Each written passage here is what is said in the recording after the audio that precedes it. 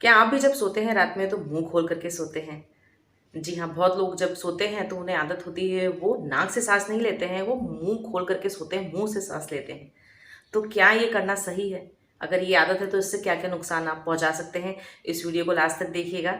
आज इसी टॉपिक पे हम बात करने वाले हैं। मैं डॉक्टर श्वेता और वेलकम करती हूँ आपका मेरे चैनल श्वेतसेल स्टूडियो पे। जी हाँ, बहुत लोगों में ये हैबिट देखी गई है, उन्हें एक्चुअली बहुत बार पता ही नहीं होता है कि जब वो सोते हैं तो वो एकदम ऐसे मुंह खोल करके सोते हैं। एक्चुअली अगर आप मुंह खोल करके सोते हैं तो ऐसे में आपको बहुत सारी दिक्कतें आके हो सकती हैं।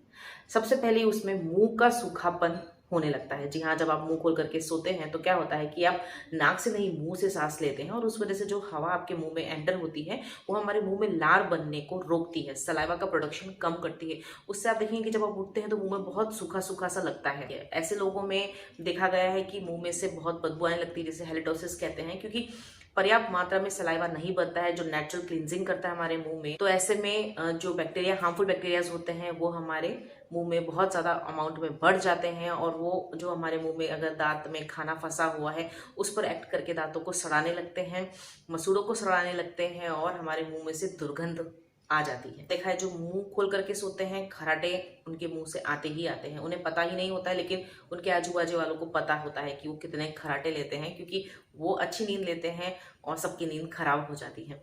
तो खर्राटे के भी चांसेस काफ़ी बढ़ जाते हैं अगर आपको मुंह खुलकर सोने की आदत होती है। इसके अलावा आप देखेंगे कि अगर आप मुंह खोल करके सोते हैं तो आपके जबड़े में भी दर्द होता है, क्योंकि मांसपेशियां जो होती हैं वो स्ट्रेस में आ जाती हैं, वीक हो जाती हैं और आपको थकान थकान सा लगता है, क्योंकि जो प्रॉपर अमाउंट आपके शरीर में जानी चाहिए ऑक्सीजन की वो नहीं जाती है। तो इस वजह से भी आप उठेंगे तो आपको ऐसा थकान थकान सा महसूस होता है।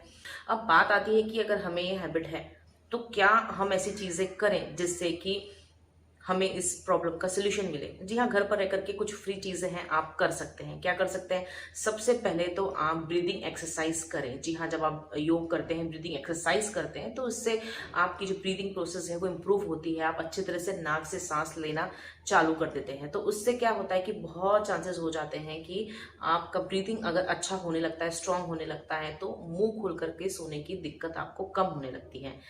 सेकेंड, आप भाप लें। भाप जब आप लेते हैं तो आपको पता है कि गर्म पानी करके उसको थोड़ा ठंडा होने पर आप जब तौलिया ओढ़ करके आप सांस लेते हैं, गहरी सांस लेते हैं, तो उससे अगर नाक में कुछ भी ब्लॉकेज होता है तो वो निकल जाता है। तो उसकी वजह से क्या होता है, नाक ब्लॉकेज हट जाता है तो आप आसानी से नाक से सांस लेते हैं।